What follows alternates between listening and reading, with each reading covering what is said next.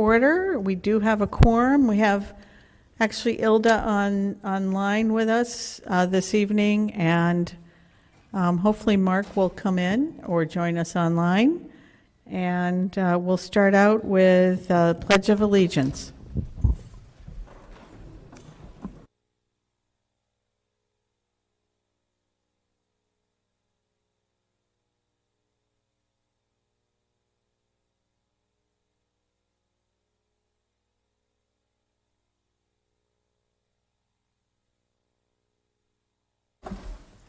Thank you, everybody.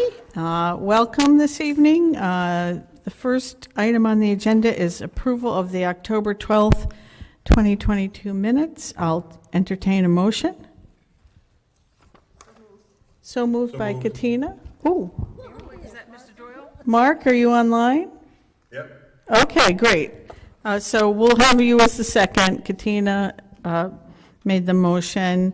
Is there any discussion on the minutes? Okay, hearing or seeing none. All those in favor, please indicate so by raising your hand, and Ilda and Mark will look at you. 1, 2, okay, all of them have voted yes. Is there an abstention? Yes, Paula, because you were not here that day. Thanks. So 1 abstention, everything else passed. The motion passed. So now we're on to public comment. I understand we have 1 person signed up for public comment. If you come up to the mic there and push it so that it's green, and introduce yourself, and you have 3 minutes. Good evening. My name is Chelsea Greer. I'm a teacher at Charles H. Barrow STEM Academy and a parent of a Windham early childhood student. I'm here today to speak to the local effects of the national teacher shortage crisis. In our district, we are feeling the effects of this shortage every day.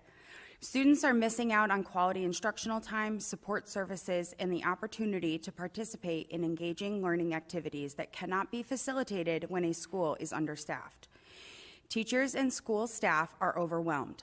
Teachers are taking on additional responsibilities, covering classes they are not trained to teach, covering more duties for lunch and recess, and missing out on preparation time they need to create high-quality lesson plans.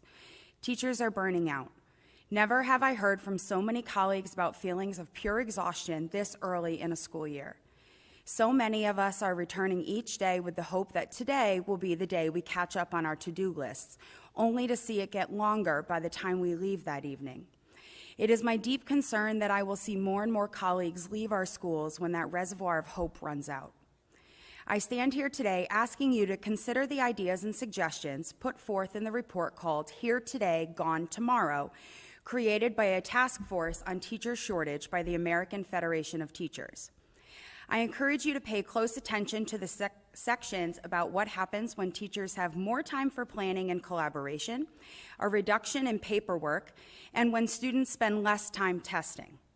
The task force recommends creating schedules that provide new teachers with a lighter class load to allow time for observations and support from expert teachers, and placing new teachers in less demanding classrooms surrounded by a network of colleagues to support them as they develop.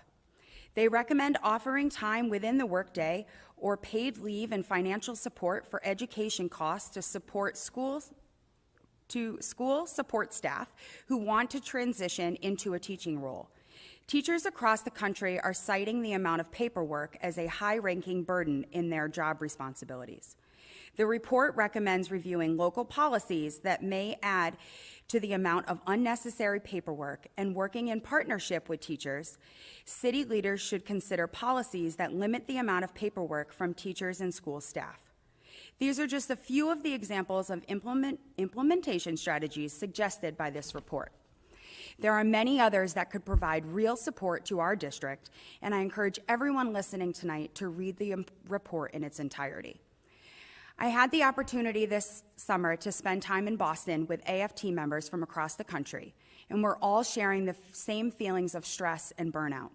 What I learned this summer is that the teacher shortage crisis is affecting every school, in every town, in every state across the nation, but it affects each of us in our own way. This is the time for us to come together as a community to support our schools and everyone working in them to keep the hope alive. We must find a way to do this because it is our children who suffer the most when teachers leave Windham. I assure you that no teacher makes the decision to resign lightly. We love our students. We want the best for our students, but we need your help. We need you to help us keep the hope alive for a better tomorrow. We are Windham, and we can succeed when we work together. Thank you. Thank you very much. I appreciate you taking the time after your long day. And do you have your written comments that you could leave here? You emailed it to me? Okay, my email was broken for the past 2 weeks, but it just got fixed tonight. Yeah, I just got it back. Thank you. I appreciate it. Is there anybody else during public comment to speak? No, hearing none. We'll move on. I don't have anything to report under the board chair's report, so we'll just move right into the superintendent's report. Thanks. Good evening. We'll start off with the fact that you have 4 different calendars in your packet, none of which are being voted on tonight. They're just for information at this point and for you to take in and consider. So I don't want anybody to be stressed. It's a lot of information. The first is a copy of the proposed board meeting dates, as well as the committee meetings, board committee meetings. So it's color-coded. Might take you a little time to sit and wade through it. Holly was nice enough to put together the color-coded calendar. Thank you, Holly. And she also gave you a list of the board committee dates. So what we tried to do in this particular calendar is come up with opportunities when there weren't any meetings happening. It's not always possible, but that was the goal. Because now we have a pretty robust board committee calendar. You're all doing a great job, and my staff is engaged in each of the committees. So I feel like we're all doing a really good job, but the reality is many of you are, and my staff as well, are coming to 3 and 4 and 5 meetings in, an 8 or 9 day period. So we tried to give all of us some time when there weren't meetings happening. So that's sort of the rationale behind this proposed meeting. Obviously, each committee chair and each board member has to determine if this makes sense for you, and if there's issues, we'd love to hear feedback. It's just in draft form, just a proposal. And then we also gave you the proposed budget preparation calendar.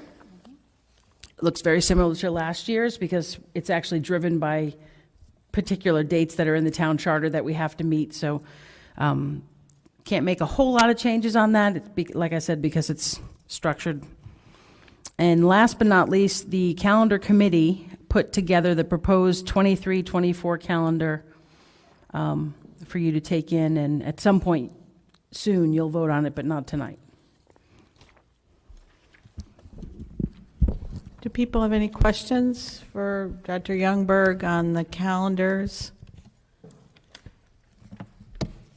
I'd just like to say I appreciate getting them far enough ahead of time for us to really think about them.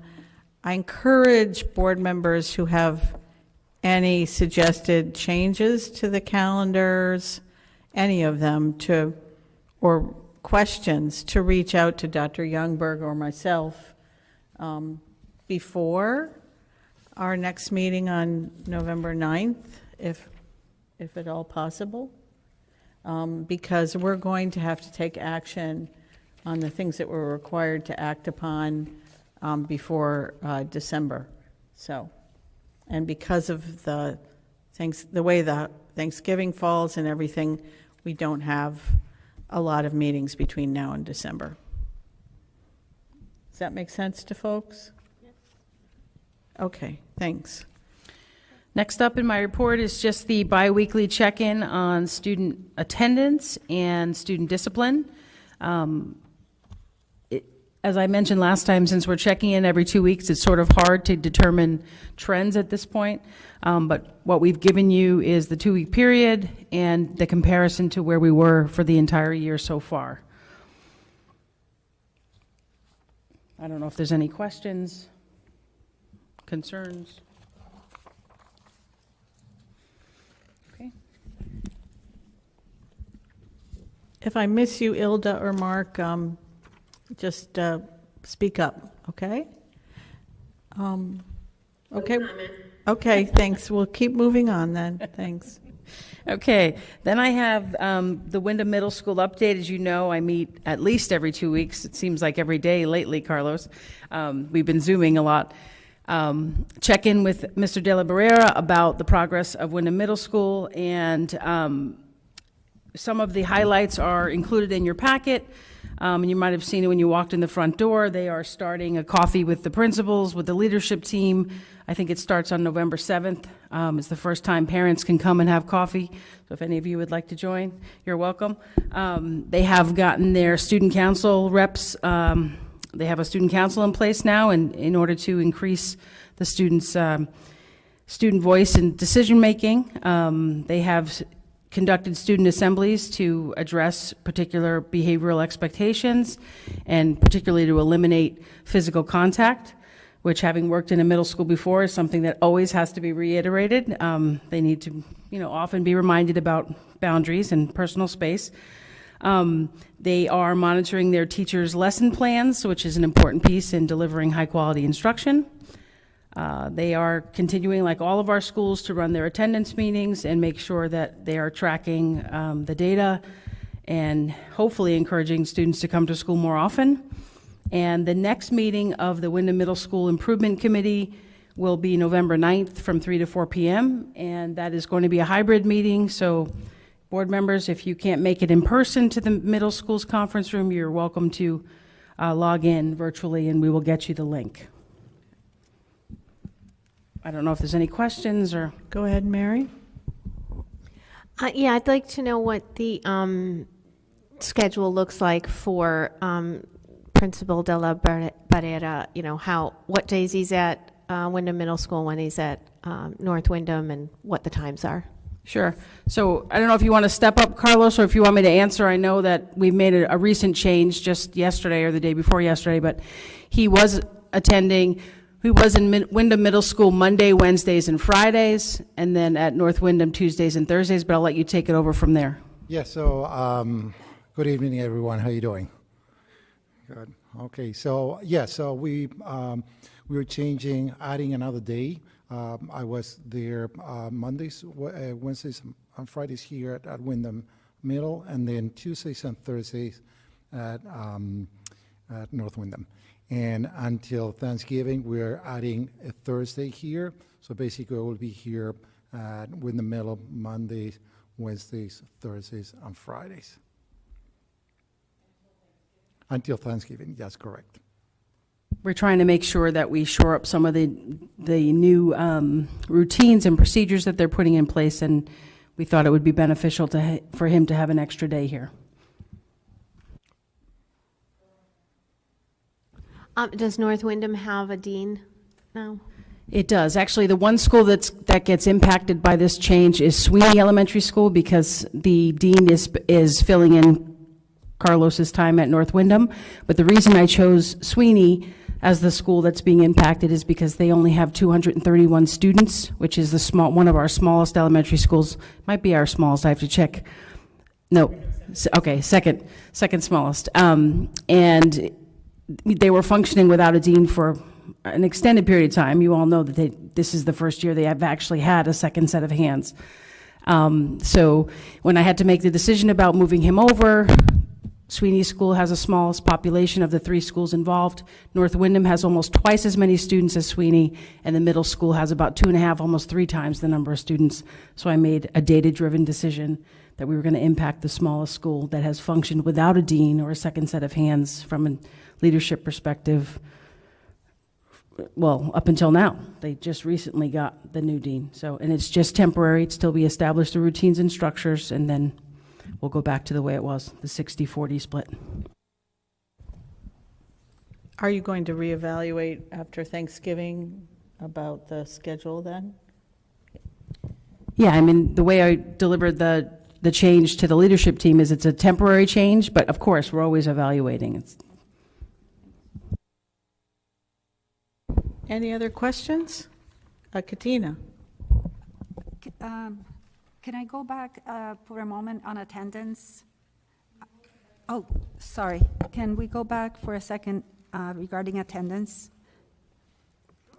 Okay, so I'm interested in knowing what extra steps, if any, are being taken both at Windham High School and CARE to improve the attendance in both, as that this is our oldest population of students, and if there are any creative ways that we can continue engaging them to. I mean, I don't need the answer right now. I just was wondering what extra steps are being taken to improve that attendance. Thank you.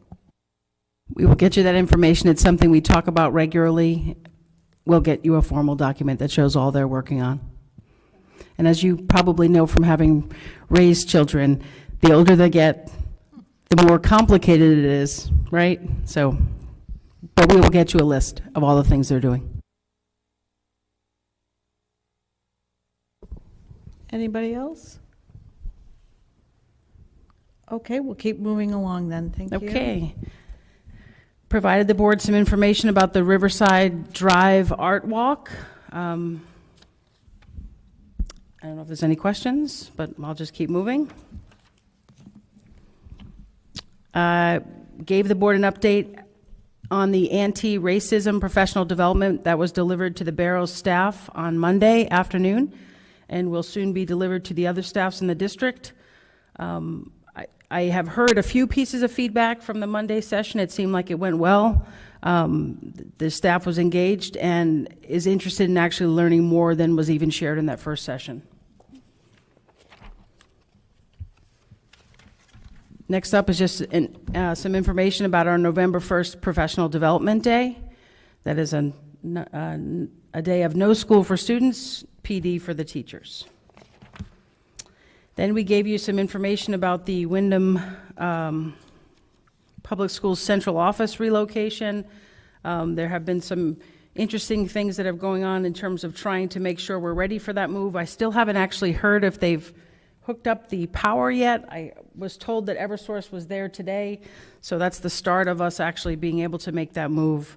And we're working on all the logistics in terms of parking and making sure we have everything up and running before we move offices. Then I provided the board with an update on the athletic fields related to the high school construction program or process. And last but not least, I gave, do you have a question? No. Okay. Last but not least, I gave you some background information on the quick little discussion we'll have a little further on in the agenda about high leverage teaching strategies in terms of things that we know are proven by research to increase student achievement.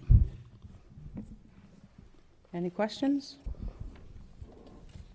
Anybody have any questions? Okay. Well, thank you for all that information. I look forward to having a discussion about some of these things in further detail. So we're on to the committee reports. I just noticed it's not on the agenda. Oh, okay. It's under, So do you want me to do it now, or do you want me to wait? oh, it isn't there. Yeah, it's is not it? there, right. We can make just a, noticed. I would entertain a motion to add high leverage strategies for student achievement under discussion items. Would anybody be willing to make that motion? Katina? Ilda, and then seconded by Katina. Any discussion? Okay, all those in favor, please indicate by raising their hands.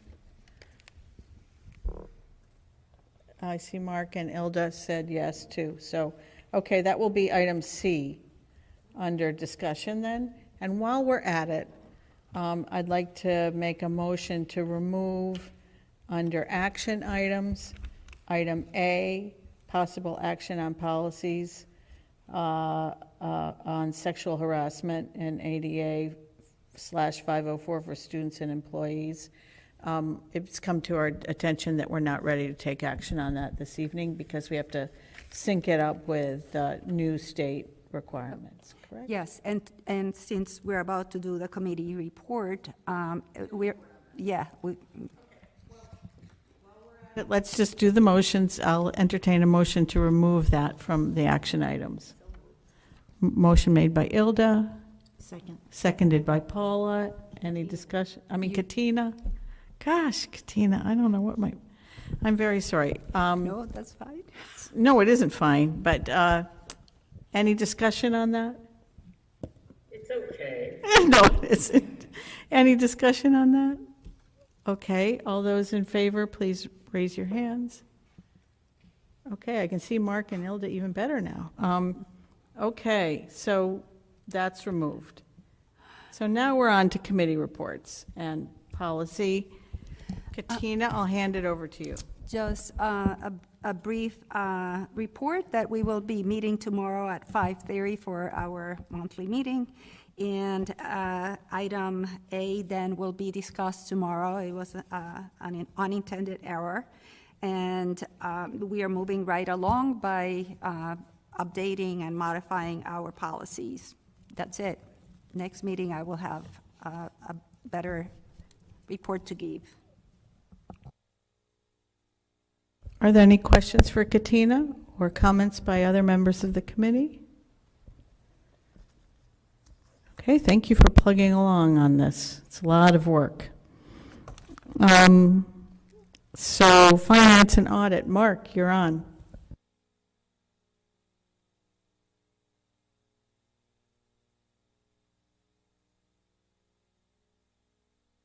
And you can call me Mary.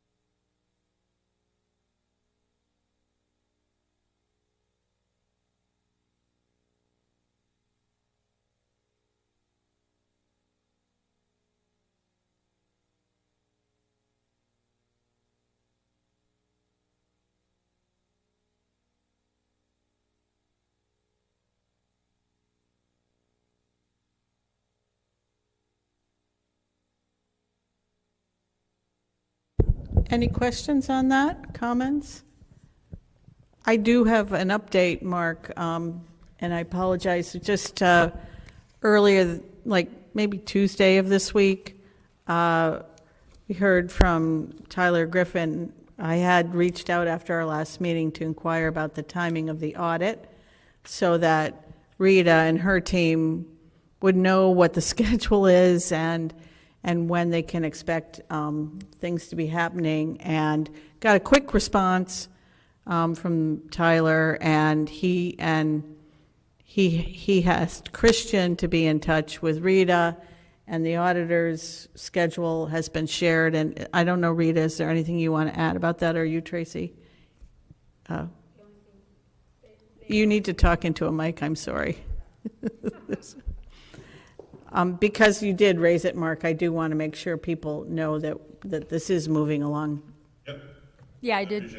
I did talk to Christian today, and they are hopefully closing the year in end of November, which will help me prepare for the budget season of '24. That's what I was concerned about. So we got the schedule. We're working on all the audit stuff now. Right, so Rita did get a list of things that they need so she can start preparing and not have to wait. Does that answer your questions, Mark, about that? Absolutely. I don't know if it was primarily Rita.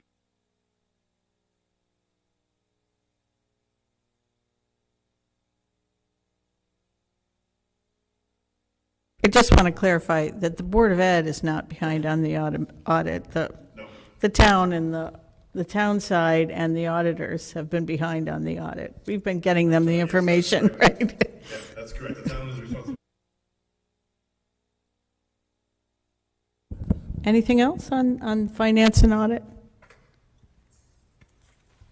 Okay, thank you. Thank you, Rita and team, for everything. So now we're on to discussion items.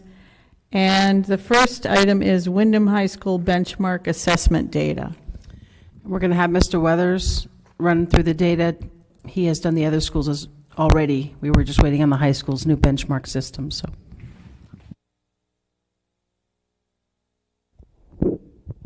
Good evening. So I'm going to go through 9 slides of information. If I go too fast, feel free to stop and we can go back. So the high school has started this year with a new benchmark assessment system called Horizons. The purpose of it, it's really an SAT-related benchmark assessment, very similar to College Board PSATs.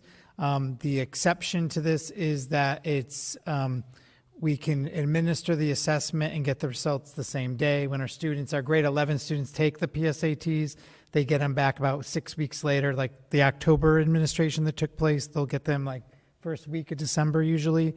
So this information is shared with the staff immediately, and teachers can look at it and make decisions right away versus waiting 6 weeks to find out what to do. So I'll go through these 9 slides.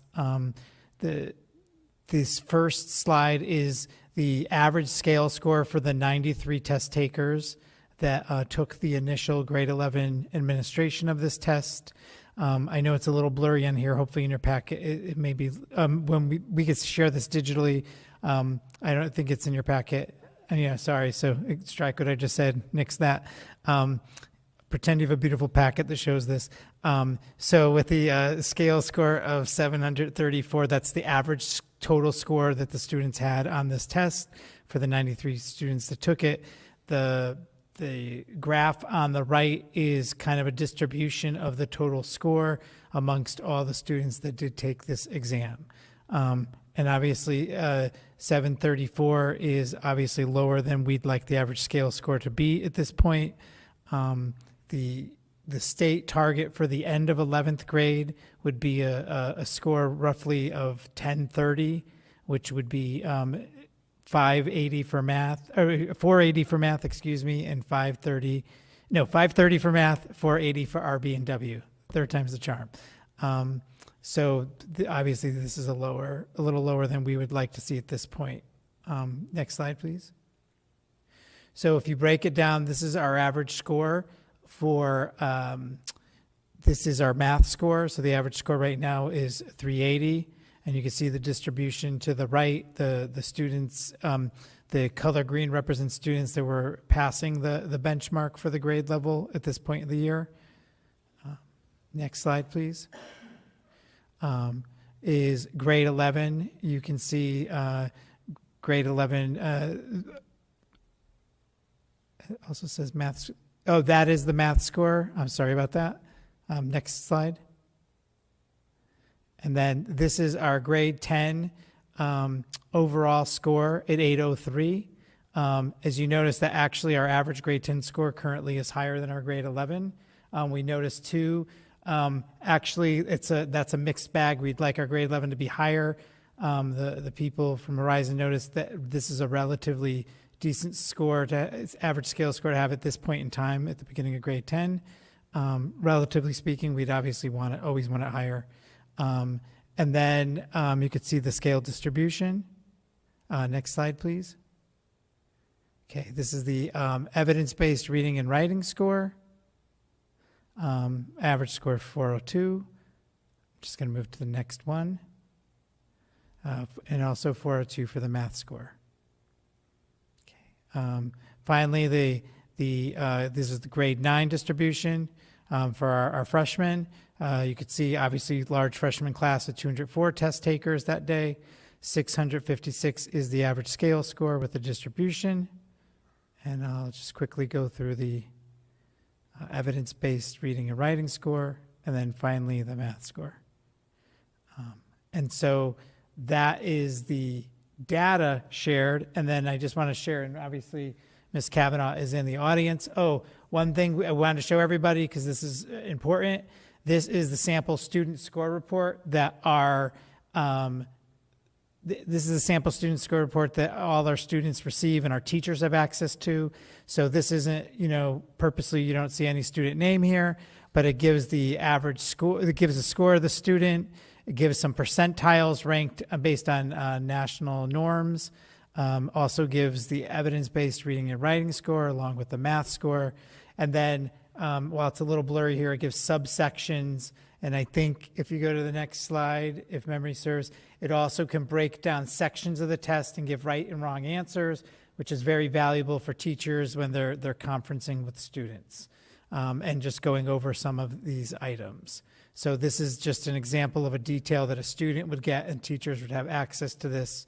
And our staff has already seen these reports. Next slide. So responding to this benchmark data, because obviously we want to improve on this beginning of the year data, and especially in that grade 11, increase it. By the way, an average score in a year, like hypothetically, if you were to take this, say in May or June, we don't take the SAT in that month, you would see a total of a 40-point increase would be representative of about a year's growth, 20 points for each subject. We obviously want to be we want to be much higher than that, but just to give you a scope of like a year's worth of increase. The Horizons benchmark was it's going to be administered 3 times to grades 9 and 11. We started with the fall.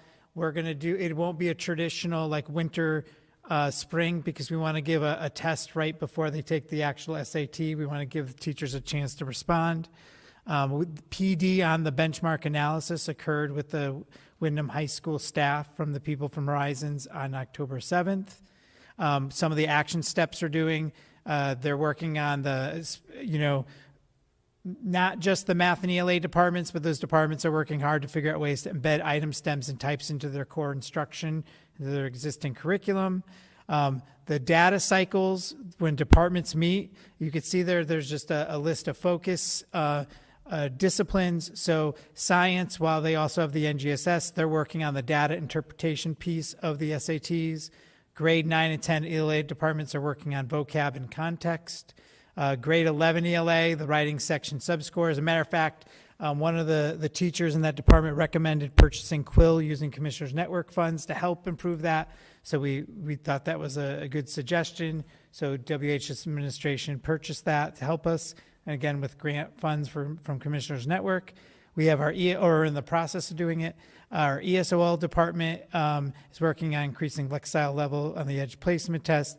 Our PE health department is working on the proficiency of the fitness test, not SAT related, but one of the state tests. And the business department is working on words and context and summarizing. And you can see at the bottom, you have the math test. They're working on accuracy and using 2 leverage high math benchmark questions on a bi-weekly basis, really like hitting it hard for a couple weeks and then moving on to the next section. So that's the response. Next slide. And just a few other things. The WHS leadership team met with Jen Michalak, who is a representative from the Connecticut State Department of Ed. She's like the math consultant for the state, to discuss how to address content gaps while delivering grade level content. If you have a student a couple grade levels behind and they're in Algebra 2, how do you address that and also expose students to grade level and SAT level content?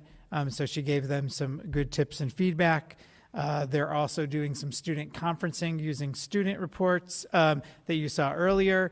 The idea is to have teachers talk to the students about it and set goals with them. And using the reports at parent conferences, I think this has already occurred in some cases. And then after school support classes for students, similar to what we did with Kaplan, the tutoring. So, and I know that if I missed anything, Ms. Kavanaugh, you're here too, and you can answer any questions that I may not be able to. That's all I have. Are there any questions or comments? Do you want to say something, Dr. Youngberg? No? So the difference in the number of students taking the test between 9th, 10th, and 11th grade was pretty great. So is that just have to do, it's proportionate to the class sizes? It's mostly to do with population differences. Our freshman class is very large compared to our other classes. And there Okay, was, so it's like it was 200 and something and 160 something and then 90 something. right, and most of the administration was done in a single day. It was something that we're purposely not trying to stretch out over weeks and look for stragglers. So there was some makeup testing, but that also, the freshman group, grade 9, had a higher percentage of students take it in that short window they gave the test. Thank you. Anybody else have any comments, questions?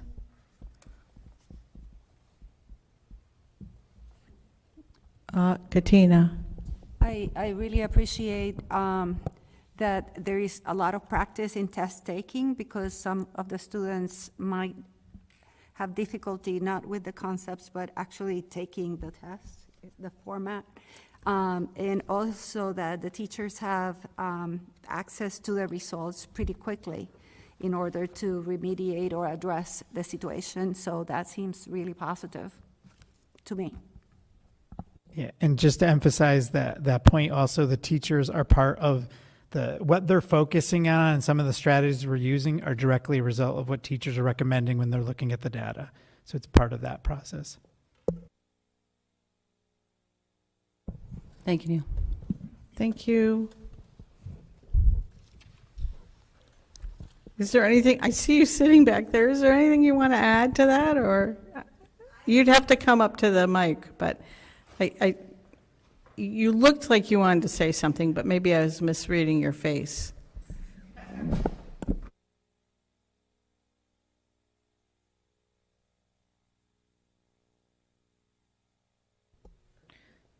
I think all the teachers are really excited to have data at their fingertips so quickly. So when students leave the test, that very moment, that report is generated for the students. So they walk out of the room with the test, and the teachers went at the October 7th PD with Horizon Education. We're so excited to be able to delve into, data right there. They know exactly which questions their students got right and wrong and what their responses were, so that they can plan instruction based on that information. So the high school staff is really excited about this new program. Thanks, Pam. Okay, next is the 2022-23 satisfaction survey questions for students, staff, and families. And this is really important. We've been talking with Dr. Youngberg about how it's really important to hear from the community that's involved in education, not just the Board of Ed and Dr. Youngberg talking back and forth with each other. So that's correct. So what you have in front of you is a list of the questions that will be administered to the staff, to the students, and to our families. This set of questions has already undergone some changes because it was originally presented to the Personnel Committee about 4 weeks back. Then it went to the Windham Federation of Teachers and the Windham Administrators Association for feedback. There's still some tweaking we need to do, but this is the board's opportunity over the next couple of days to take a look at the questions again and let us know if there's anything you absolutely positively think is missing or you would like deleted from the choices. My goal is to start the administration of this survey next week and leave the window open for a little over a week's time. So any feedback, additional feedback the board might have at this point would be greatly appreciated. Maybe by Friday, maybe Monday at the latest. If you have anything else to add, I'd appreciate hearing. Does anybody have any comments or questions at this time? Katina, did you look like you were going to say something? Yes, I just want to make sure that the language and vocabulary, although kept professional, it's also understandable to the common folk that is not in teaching and education. So, for example, if we're going to use the word curricula, maybe some parents are going to say, what? Or we can use subject or classes, so that we all can understand what is being asked. And that was my purpose when I submitted my recommendations. Thanks, Katina. I just see a typo. So, I mean, it needs to be proofread. It needs to be completely uploaded into a Google format, and yes, absolutely. Any other comments or questions?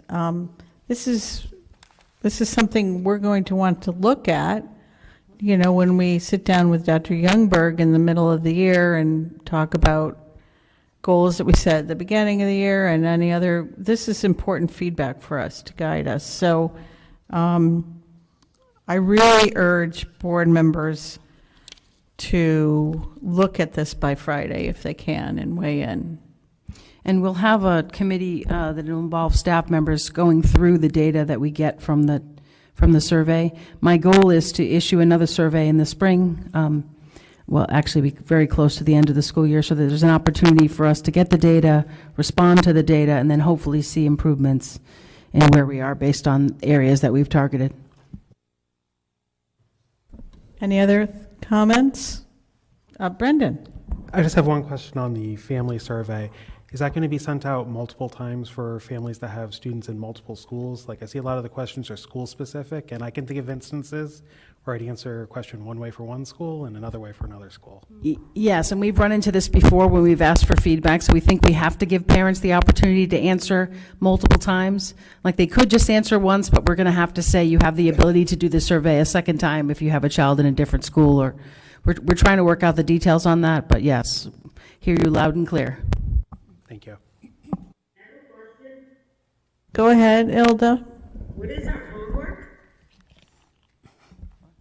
What is our homework? Yes. It's to look at the staff student survey. It was handed out this evening. You may not have it. Staff student and family survey. We'll email it to you, Ilda, okay? I'm looking over at Holly. So, yeah, we'll make sure you get that since you weren't able to be here in person this evening.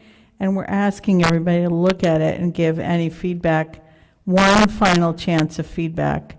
As Dr. Youngberg pointed out, people have weighed in on it already, but you're welcome to weigh in by Friday. Katina. Sorry. Back to my concern on vocabulary and understanding definitions. For example, the parent one says bullying is a problem at my children's school, but if we don't give the definition of what we as educators mean by bullying and the state law, then, bothering and fighting, but not the state legal definition, then people are going to say, yeah, it's a horrible problem, but it's out of context. It wouldn't be a reliable and valid answer because because we don't understand the definition of what it in the context of the law. It's feedback I've received from multiple people, so it's one of the adjustments that's going to be made. These are just the original questions. These actually came off the 2018 administration of the Panorama survey. That's where they came from. It's the last time the district has done a survey, so that's why some of them I think are antiquated and not crystal clear. But you're not alone in giving us that feedback. Any other comments? Okay, thank you for that feedback, folks, and encourage folks to read through it one more time and weigh in if you have anything you'd like to suggest, okay? Thank you. And then now we're on to the high leverage strategies for student achievement, and Dr. Youngberg, I guess you're going to be taking this. Here because okay, I want to so be you able can to, see the screen. Right, if Holly can. I think we're on here. Okay, so first of all, in trying to put this together, I realized that this is information that we could probably spend hours talking about, and we don't have hours. So I'm going to do just an overview, big picture, sort of wrap things up, and then we can revisit this as often as you'd like to. First of all, the graphic on the screen is from the concept of instructional rounds, or the theory of instructional rounds. The instructional core basically talks about students being engaged in content, and teachers obviously helping the students to be engaged in that content. The instructional rounds theory comes out of Harvard Education. It's something that I believe wholeheartedly in. Basically, through this process, they're saying that you can't make changes to student learning if you don't impact any of those three categories. So you have to either change student engagement, content, the rigor and relevance of content, or the teacher's knowledge and skills, and what you ask the students to produce is what you ask the students to produce, the task that you assign them determines what they're going to produce for you, how they're going to perform. So as it says on the side, increases in student learning only occur as a consequence of improvements in the level of content, teachers' knowledge and skill, and student engagement. So you have to make improvements to those things to actually end up with differences in student achievement. So I'm starting off with this graphic just to show you that we could delve into student engagement. We could spend an entire day talking about that. We could delve into content, rigor and relevance. We could delve into teacher knowledge and skill. Any of those we could spend hours on. I'm going to give you the overview, and we're going to use John Hattie because he's helped us understand how to make sense of a lot of educational research. And then again, if we want to keep revisiting this throughout the board meetings, I'm happy to do that. Next slide, please. Okay, so I gave the board in their packet a number of, well, I gave you the visual, the little barometer of influence, and I gave you a very lengthy and small list of influences, things that you can do to improve student achievement.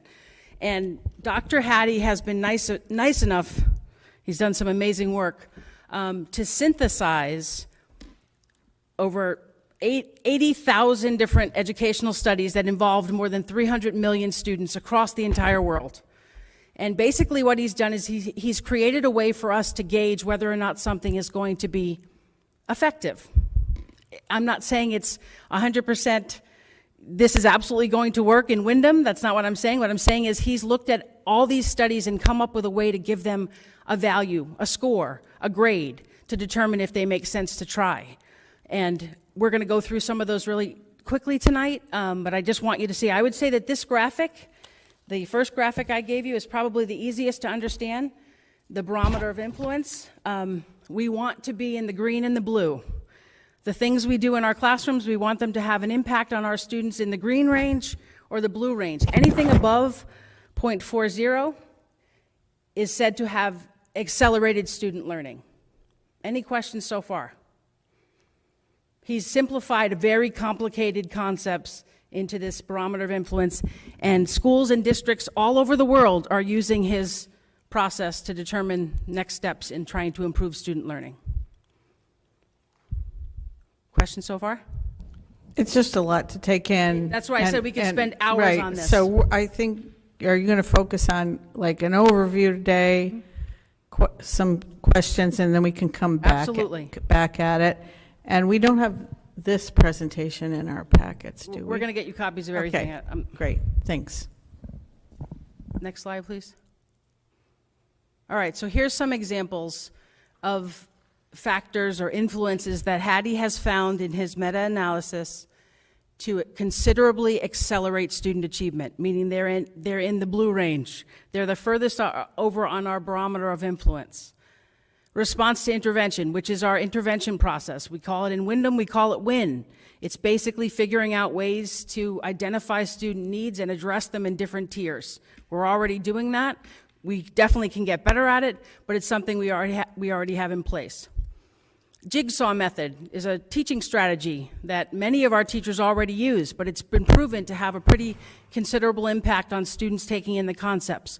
That's the rolling out of one topic and breaking it off into subtopics around the classroom and assigning a subtopic under the umbrella of what you're working on to one student or group of students, and getting them to share and explaining to the class what it is they're learning. So it's a method that we easily can use. Obviously, we're always looking to improve self-efficacy of the teachers, self-efficacy of the students. It's that belief that you can do it.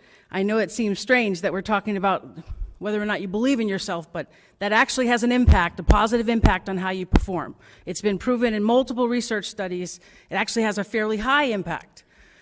Another example of something with a decent impact is micro-teaching or reviewing lessons on video. When teachers watch themselves teach and can figure out what they've done well and what they need to improve, it has a decent impact on changing student learning. Classroom discussions, don't need to explain that. Teacher clarity. One of the things that the website that supports Dr. Hattie's work, it's Corwin, they actually have a glossary, and I'm going to give the board this. It's a very lengthy document, but it literally explains to you every single thing that Dr. Hattie has analyzed, what they meant by that. So I'm going to make sure the board has this, so if you have any questions about any of the information on that very lengthy chart, you'll be able to go back to the glossary and look it up. Phonics instruction, I don't think I need to go into detail there, and providing feedback. They all have an impact, a considerable impact to accelerate student learning. Any questions so far? And again, we could spend hours digging into this. I'm just giving you the overview. Next slide, please. This is the amazing piece. The number one influence or factor in all of Hattie's work, and again, 80,000 studies that involve more than 300 million students. The biggest influence in his charts, and 250 or more factors, is collective teacher efficacy. It's teachers believing that they have the ability to impact student outcomes. So it's not only their confidence in their teaching ability, it's their experience level, it's their technical and adaptive skills, and it's their hard work. They are the key to whether or not we improve student learning. That has been proven in research. It's not just me believing it in my heart of hearts. It's that it's been proven in research. Collective teacher efficacy, an entire school, an entire department believing that they can impact student outcomes is what's going to help us move student outcomes. So the last board meeting when I made the comment about it being adult practice, it really is adult practice. They have the most power in all the research that's been done. So we've been focusing, trying to make our teachers understand that we really believe in them and we want to support them, because it's the most powerful thing that's been proven through Dr. Hattie's research. Next slide, please. Here are some of the ways that we've been trying to make sure our teachers understand that we believe in them and that we support them. Teachers all over the district are working in a variety of district committees: the data team, science of reading, professional development committee, the Windham Middle School Improvement Committee, our Project Aware work. We have teachers, not only teachers, but certified staff members. We continue to offer the UConn Teacher Leader Fellows. We've figured out how to raise their per diem rate for summer school and tutoring opportunities. You know, we just recently went through a contract negotiations where they got a much-deserved salary increase. We're still not nearly at the top of the pay scale in the region, but we're way better off than we ever were before. You know that the board passed the COVID incentive funds. You know that we're looking into, I think you know, that we obviously have a team program for all of our new teachers. We've also are entertaining some new teacher supports or new supports for new teachers. Hopefully, when we finally finalize the stipend piece, I think it might have, we're waiting on the attorneys. Right. That's part of that. We try our best to incorporate the experts in the district on professional development opportunities. We want our own teachers to be teaching our teachers. We have increased the amount of job-embedded coaching. We have a new math program. We've actually paid for additional professional development to bring the Eureka team in. We are always encouraging teachers to go see other teachers teach. We have a mini observation protocol in place right now that will eventually include teachers. They'll be going into each other's classrooms. We've started a new focus, staff appreciation focus, annual gifts, celebration of years of service, email recognition and engaging activities. We told them at convocation that we'd like to start sending them again to national conferences. Better than that, I want them to present at national conferences. And coming soon, we'll be sending out information about a staff attendance incentive. And as I told you at convocation, we have a proposal to allow school teams to come up with ways to improve their schools that will be funded through ESSER funds. All of this is just that idea that we're trying to prove to the teachers in Windham, we want them to stay. We know how difficult their work is. We know the teacher shortage, as mentioned at the beginning of this meeting, is impacting us, even though our staffing structure is higher now than it was a couple years ago. We still have vacancies and they're still working extra hard. We want them to stick around because they're the key to us turning this district around. So that is where we are. And I know we're going to be revisiting this over and over again, but that's sort of the overview of why when I said a couple weeks ago that it's adult practice, and I'm talking specifically about teachers and certified staff, but of course it's all of our staff members, and it's our leadership team, and it's my dealings with the principals, and it works all the way down from the top, to every employee in the district. So I don't know if there's any questions. Do people have any questions? Mary? Well, the first thing is, are you going to be doing a workshop on November 9th? Because that's what it had said in our packet regarding this high leverage strategies. I'm just asking, because that's, it says at the November 9th board meeting, I will provide a mini workshop that demonstrates to the board how. Yes, we'll be digging in deeper. I just wanted to give you the overview, yes. Okay. First of all, I do think it's important to be specific and, say certified staff and teachers, along with, the other staff who impact the students, rather than adults in the building, because that's not specific, and that, to me, was not a scientific term or a descriptive term, really. So, but, I did know that clearly teachers were one of the fundamental factors in that statement. I have read a bit about, different types of educational research. There are some questions about how scientific social science is. That is a larger debate in the sense of the models of studies, the types of research that are done. There's not actually a way to put a laboratory experiment that will show you how a student receives instruction. So I just want to make that point, because there have been statisticians and other mathematicians who have questioned the efficacy or the accuracy of meta-analyses, because it's actually not someone's research to look at everybody else's research and then claim to synthesize 80,000 research studies. I would say that that's a big ask for me to give credence to this. There are studies that are on one-on-one education. There are studies on automotive learning in a tech high school, and there are studies on second graders learning a foreign language. They are all thrown into the basket of, is it the teachers? It's not class size. Policymakers love this kind of thing because they want to increase class sizes. So when it says it's not the class size, it's add this jigsaw. To me, that is not actually, provable. The other thing is we have reverse effects. I don't see socioeconomic condition here. I don't see language, having several languages at home and in the school. I don't see the autonomy or, really the focus on the fact that education is probably as much an art as a science.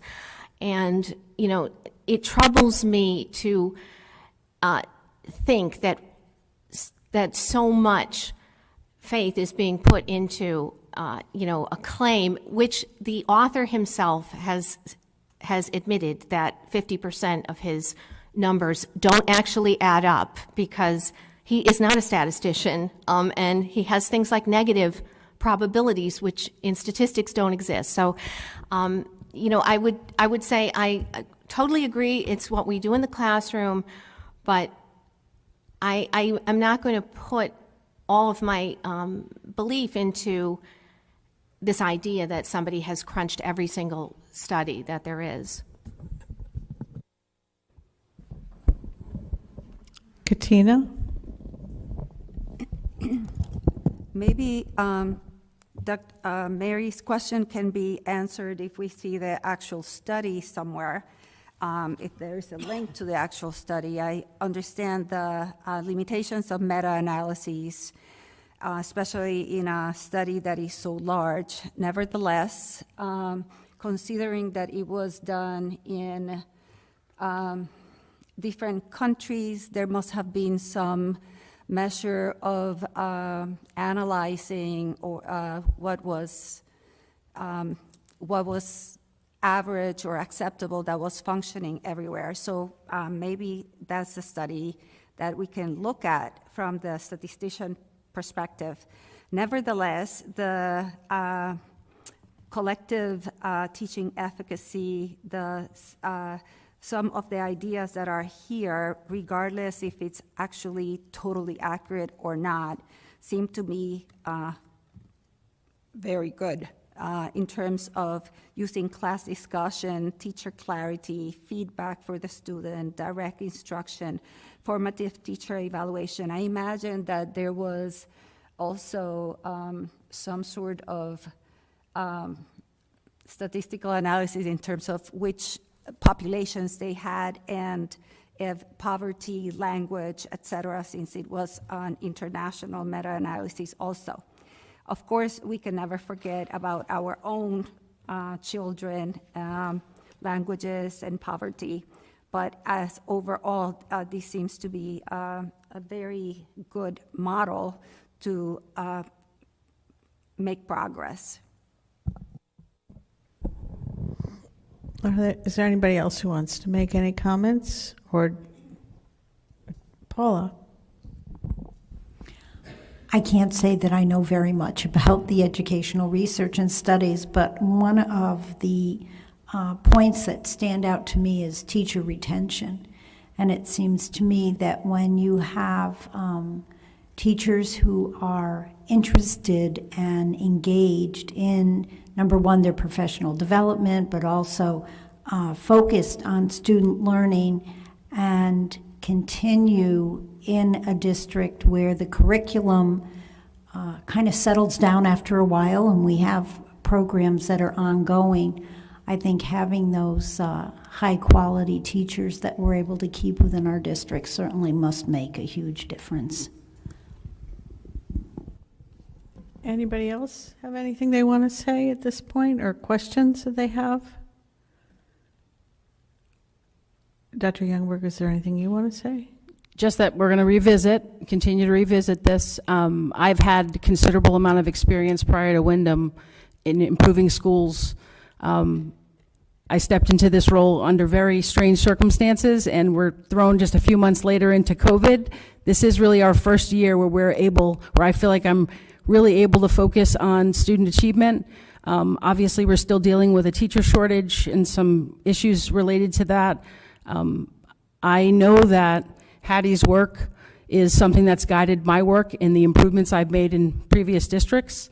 And I know that believing in your teaching staff and the adults in your building and helping them understand that they have a huge impact on the outcomes of your students, it's the only way to go forward.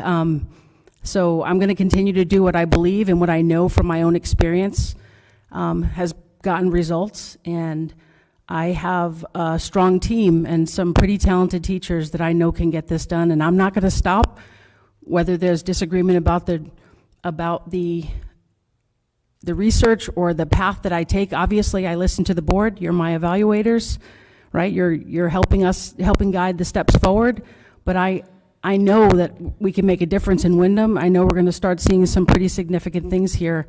But I need everyone on board. I need us to believe that it can happen. And I want us to spend our energy on making it happen versus trying to put up obstacles. That's our goal this year, is to eliminate obstacles and rewrite the next chapter.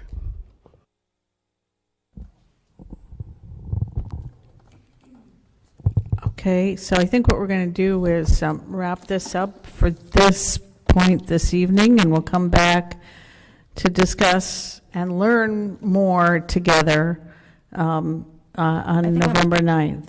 I think I'm going to bring you video clips of teachers putting some of these strategies in place so you can actually see it. Well, that might be less abstract, particularly for those of us on the board who are not educators. I know there are educators on this board, and then there are the rest of us. So it would be nice to see some examples like that. And this is an ongoing thing. It doesn't have to finish, a discussion on November 9th. We can continue learning together. Okay, so thank you very much, everybody. And we all look forward to getting the slides, that you and Neil shared with us this evening. So now we're on to action items. And we're skipping over A because we removed that from the agenda. So then I would entertain a motion on acceptance of sanitizer donation for Windham Early Childhood. So moved. Second, Ilda. Motion made by Brendan, seconded by Ilda. Is there any discussion? Okay, all those in favor, please raise your hands. Okay, the motion passes unanimously. I'll entertain a motion on acceptance of the IDEA grants. So moved. Motion made by Brendan, seconded by Katina. Any discussion on that? All those in favor, please indicate by raising your hands. It's unanimous. Thank you. We have a lot of action items, don't we? I entertain a motion on special education IDEA Part B, Section 611 in the amount of $944,210. So moved. Second, Ilda. Motion made by Mark, seconded by Ilda. Any discussion? All those in favor, please indicate by raising your hands. It's unanimous. Thank you.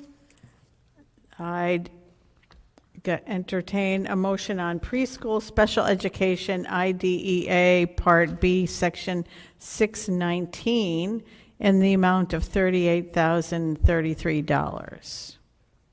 So moved. Motion made by Paula, Second. seconded by Brendan. Any discussion? All those in favor indicate by raising your hands, please.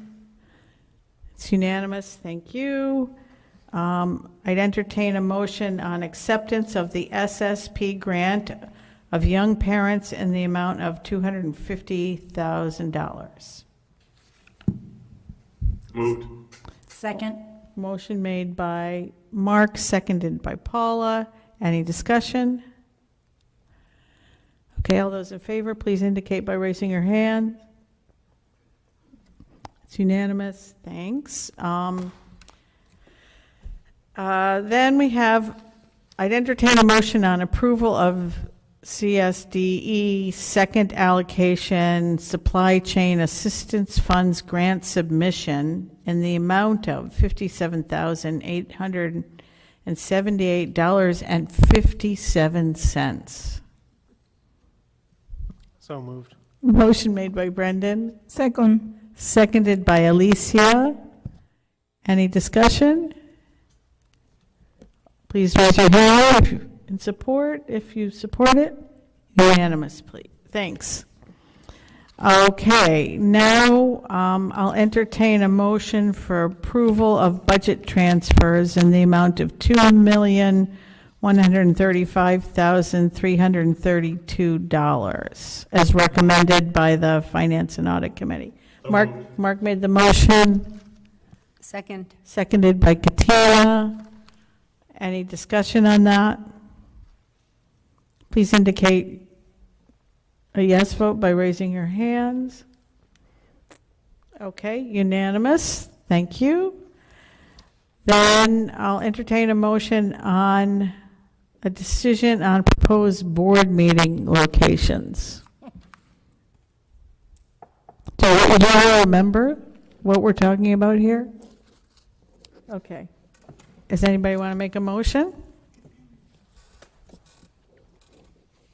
Make that motion, or do we want to hold on it? Is it to say we should just stay here? Is that a motion? Yeah, we need a decision, of an official decision on it. Well, I would rather move than that going we, back and forth. I would move that we just continue to use this facility until we can use the high school. I second that. Okay, motion's been made by Mary and seconded by Ilda to maintain our meetings at this location until such point as we are able to meet at the newly renovated high school. Any discussion? Katina, were you going to say something? Okay. Okay, all those in favor, please indicate by raising your hand. It's unanimous. Thank you. I'm glad we're not divided on where we meet. That would be disappointing. And then the final thing is I'll entertain a motion to approve a field trip request to the Bronx Zoo for Windham High School. So moved. Second. Okay, the motion was made by Paula, seconded by Alicia. Any discussion? And we go.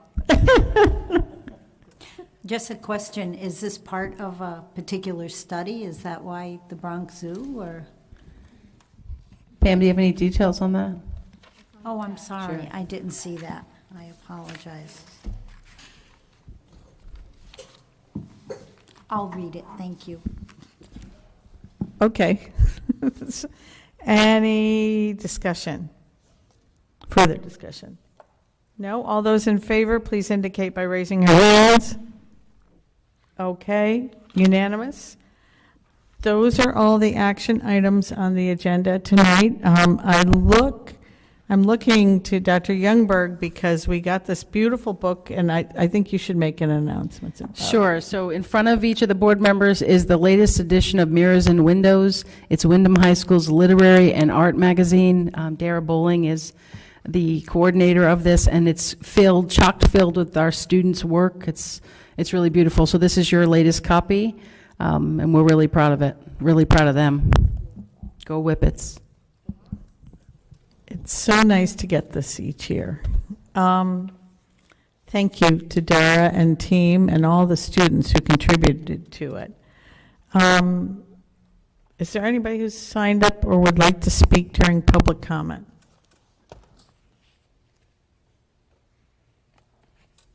Okay, hearing or seeing none, I'll entertain a motion to adjourn at 8:13. I move, we move. Thank you, Brendan. Meeting adjourned.